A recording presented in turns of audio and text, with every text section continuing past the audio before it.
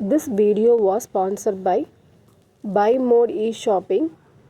இது ஒரு mobile shopping app. இதில் பார்த்தீங்கன்னா நமக்கு வீட்டுக்கு தேவையான நிறைய ப்ராடக்ட்லாம் கொடுத்துருப்பாங்க.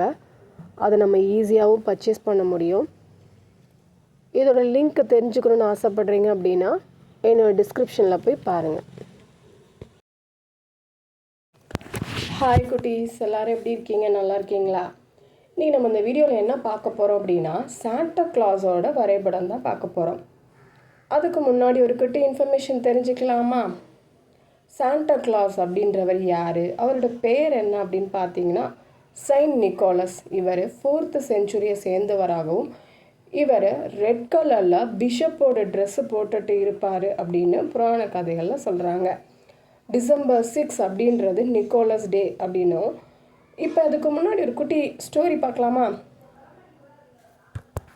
நார்த் போலில் சாண்டா கிளாஸும் அவரோட ஒய்ஃபும் வாழ்ந்து வருவதாகவும் நிறைய குட்டி சாத்தானோட உதவினால் நிறைய பொம்மைகளாக செஞ்சு அங்கே இருக்கும் ஒவ்வொரு வீட்டுக்கும் 8 மான்கள் பூட்டப்பட்ட பனு சறுக்கு வண்டியில் போய் கிஃப்டெல்லாம் ஒவ்வொரு வீட்டுக்கு முன்னாடி வச்சுட்டு அவர் வருவார்னு தெரிஞ்சுட்டு குட்டி பிள்ளைங்களாம் அவருக்காக மில்க்கு குக்கீஸ்லாம் வச்சுருப்பாங்களாம்.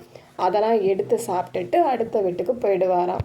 இப்படின்னு ஸ்டோரிஸ்லாம் இருக்குது. அடுத்து பார்த்தீங்க அப்படின்னா இந்த பிக்சரை பாருங்களேன். இது இப்போ நம்ம பார்த்துட்டு இருக்கக்கூடிய சாண்டா கிளாஸோட பிக்சர் தான். இவர் யார் வரைஞ்சார் அப்படின்னா தாமஸ் நாஸ்ட் அப்படின்றவர் 1863 வரைஞ்சிருக்காரு.